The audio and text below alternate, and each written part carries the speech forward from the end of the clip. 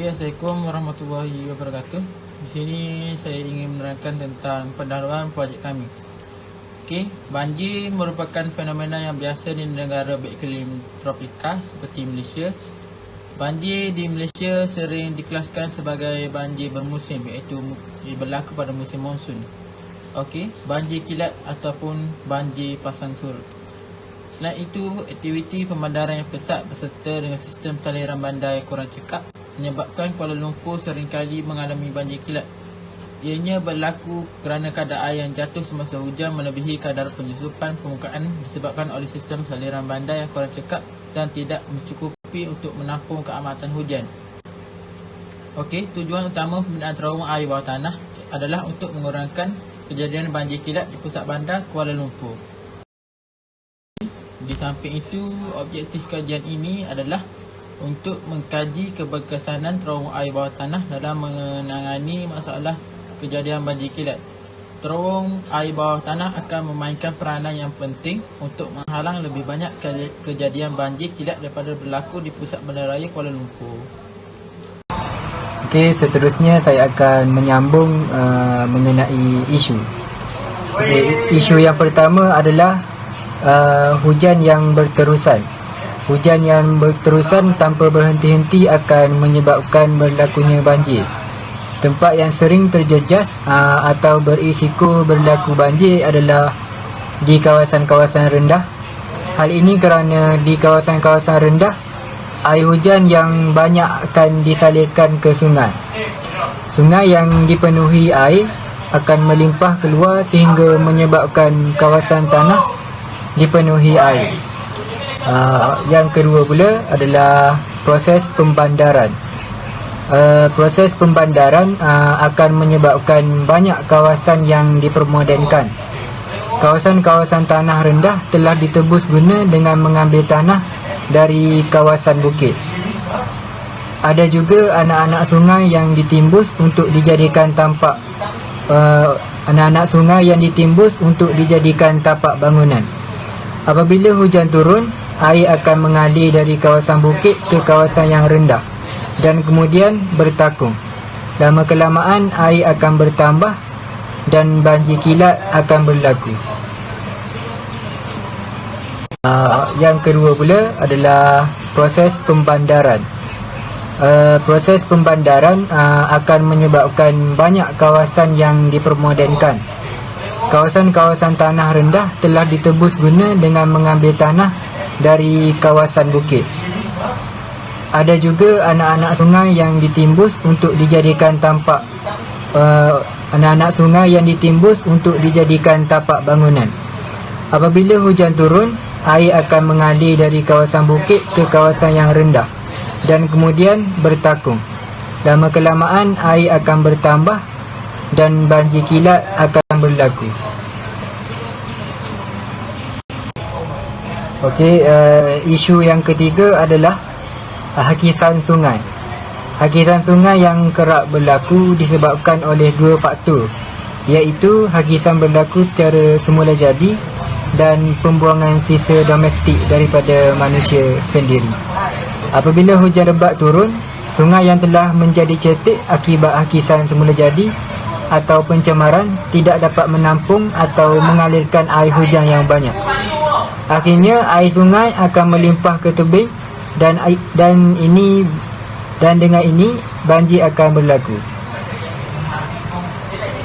Isu yang keempat, iaitu yang terakhir, adalah sistem perparitan yang tidak terancang. Masalah banjir yang sering melanda bandar Kuala Lumpur adalah disebabkan oleh pembinaan sistem saliran yang tidak sistematik, iaitu tidak mengikut saiz yang telah ditetapkan. Sistem saliran yang tidak dibina dengan betul akan mengakibatkan sistem saliran tersebut tidak dapat menampung jumlah kuantiti air yang banyak. Akhirnya banjir berlaku dengan cepat. Isu yang keempat, iaitu yang terakhir, adalah sistem perparitan yang tidak terancang. Masalah banjir yang sering melanda bandar Kuala Lumpur adalah disebabkan oleh pembinaan sistem saliran yang tidak sistematik, iaitu tidak mengikut saiz yang telah ditetapkan. Sistem saliran yang tidak dibina dengan betul akan mengakibatkan sistem saliran tersebut tidak dapat menampung jumlah kuantiti air yang banyak. Akhirnya, banjir berlaku dengan cepat.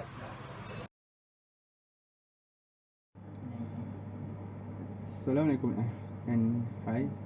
Saya Muhammad Amir Ashraf bin Maliki dan saya akan menerangkan tentang proses pembinaan saliran air dan terowong bawah tanah ini. Okey, dalam pembinaan tempatan banjir di kawasan Sungai Gombak ini, kami bercadang untuk menggunakan kaedah terowong air bawah tanah dan saliran air untuk menyalurkan air dari Sungai Gombak terus ke dalam terowong air bawah tanah ini.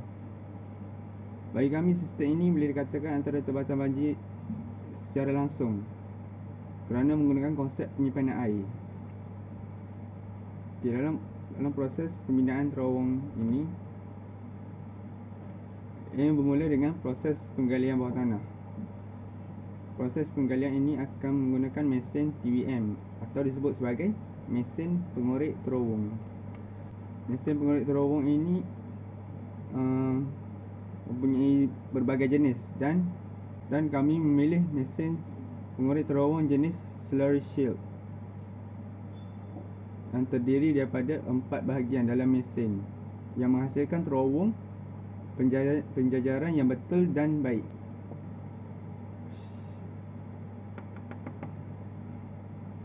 Mesin TBM ini akan menggerudi terowong dengan bantuan biju sisi sebagai penstabil.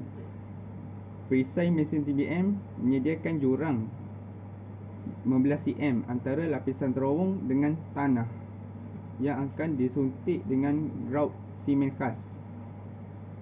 Ini sangat penting sebagai apabila TBM ini tiada songkongan antara TBM dengan tanah. Selepas tanah di sekeliling diperbaiki dengan semburan bahan simen,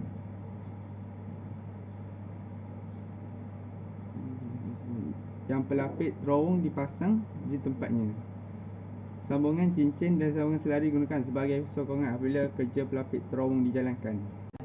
Isi padu keseluruhan untuk pembinaan terowong air ini ialah sebanyak 501,978 meter persepadu. Kemudian, terowong akan disambung dengan saliran air sepanjang 5 km dari Sungai Gombak pada kedalaman 50 meter di bawah permukaan. Seterusnya, terowong akan bersambung dengan tangki yang mempunyai pam air, di mana tangki ini digunakan untuk menyalurkan air kembali ke sungai yang sama apabila hujan dan paras air sungai tidak lagi tinggi. Terowong ataupun nama dia ialah silo pembendengan konkrit, iaitu dinding konkrit yang membentuk silinder dengan ketinggian 65 meter dan diameter 32 meter akan dibina dan dipasang pada kawasan galian. Banyak 3 silo akan dibina dan disambungkan dengan paip besar supaya dapat menampung air sebanyak 156,000 meter persepadu pada satu masa.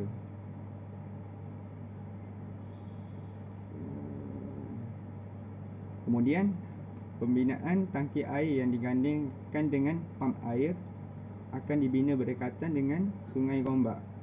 Tangki air ini mempunyai saiz yang sangat besar, iaitu dengan tinggi 25 meter, dengan panjang 177 meter, dengan lebar 78 meter dan disokong oleh 59 buah tiang seberat 500 tan. Dalam pembinaan terowong air bawah tanah ini, kami menggunakan bahan-bahan yang baru untuk meningkatkan jaga hayat dan kekuatan terowong. Terowong ini dibina dengan konkrit bertulang getian kloli. Ia memberikan konkrit banyak kemuluran dalam ketegangan dan mampatan serta banyak rintangan terhadap regangan. Untuk mengawal penembusan air dengan cekap, pra-grouting menggunakan silika mikro atau simen halus mikro digunakan. Tambahan pula shotcreting dengan gentian sintetik yang menggunakan silika mikro akan meningkatkan kekuatan dan mengurangkan lantunan. Pembekuan tanah buatan digunakan untuk mencipta penghalang kedap air sebagai sistem sokongan untuk terowong tanah lembut. Kami juga akan menggunakan campuran mineral metakolin dalam konkrit berkekuatan tinggi dan grouting. Okey, Assalamualaikum. Nama saya ialah Muhammad Zakaria Aiman bin Zakaria. Seterusnya saya akan menerangkan mengenai teknologi. Untuk menghasilkan projek ini, penggunaan teknologi amat penting bagi proses penghasilan dan memastikan projek ini berfungsi dengan baik. Terdapat beberapa teknologi yang digunakan bermula dengan proses penggalian terowong.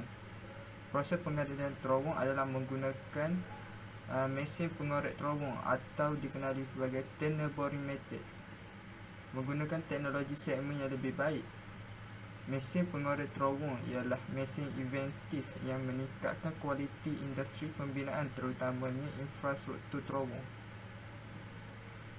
Tunnel boring method ialah mesin yang mempunyai kepala pemotong berputar yang dipasang pada bahagian hadapan dan operasi dek yang terlindung di bahagian belakang. Mesin ini beroperasi di landasan kereta api yang menggunakan bicu hidrolik yang dipasang pada tapak untuk menstabilkan mesin.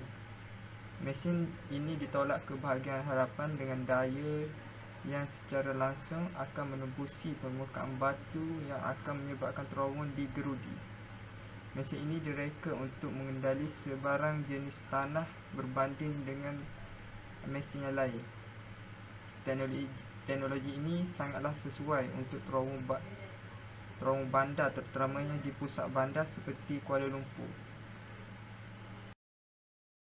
Okey, seterusnya ialah penggunaan pam air berkuasa tinggi. Okey, bagi proses pelepasan semula air ke sungai, penggunaan pam air yang berkuasa tinggi boleh digunakan untuk menyalurkan air kembali ke sungai.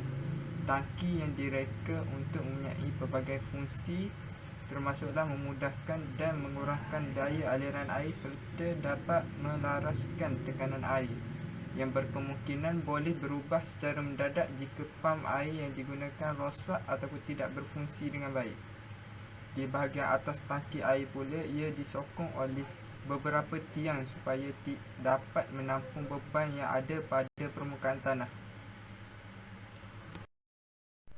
Okey, yang terakhir adalah kaedah kimpalan ataupun welding method. Ia menggunakan mesin welding dalam pembinaan saliran bawah tanah. Sambungan antara saliran telah dicantum bersama-sama dengan kaedah kimpalan. Tidak seperti dinding berbut dengan permukaan yang tidak rata, tetapi dengan menggunakan kaedah kimpalan mempunyai permukaan yang licin dan memainkan peranan penting dalam mengurangkan masa pembinaan. Tambahan pula, penggunaan kaedah ini adalah lebih kuat dan lebih kukuh berbanding kaedah berbut. Yang terakhir, kesimpulan, banjir di kawasan tersebut yang berlaku merupakan bencana yang terjadi secara tiba-tiba dan telah mengakibatkan kehilangan nyawa, kemusnahan harta benda atau alam sekitar serta mengganggu aktiviti harian masyarakat setempat. Sehubungan itu, bencana banjir ia merupakan bencana yang perlu diatasi. Dengan adanya semak tanah yang dibina di kawasan itu, kelihatan tidak dapat menampung jumlah air banjir untuk mengelakkan banjir daripada berlakunya di kawasan itu. Dengan itu, kami mengolah cadangan kaedah yang baharu untuk mengurangkan banjir, iaitu terowong air bawah tanah. Okey, terowong besar yang berada 50 meter di bawah permukaan aras tanah dengan ketinggian 65 meter dengan panjang 5,000 meter dengan lebar 32 meter yang disambung dengan punca Sungai Gombak yang sedia ada dapat mengurangkan banjir di kawasan itu. Selain itu, projek ini perlulah menggunakan teknologi canggih dan menggunakan bahan yang berkualiti tinggi. Hal ini dapat memastikan terowong air bawah tanah kukuh dan dapat digunakan dengan lebih lama. Di samping itu, kita juga perlulah mengambil pekerja untuk sentiasa memeriksa keadaan di kawasan tersebut. Sebagai contoh, ambil pekerja untuk sentiasa memeriksa secara berkala di semak tanah dan terowong air bawah tanah yang kami perkenalkan bagi memastikan kemudahan dan teknologi yang digunakan berfungsi dengan baik dan dapat digunakan secara berterusan. Sekian daripada saya. Terima kasih.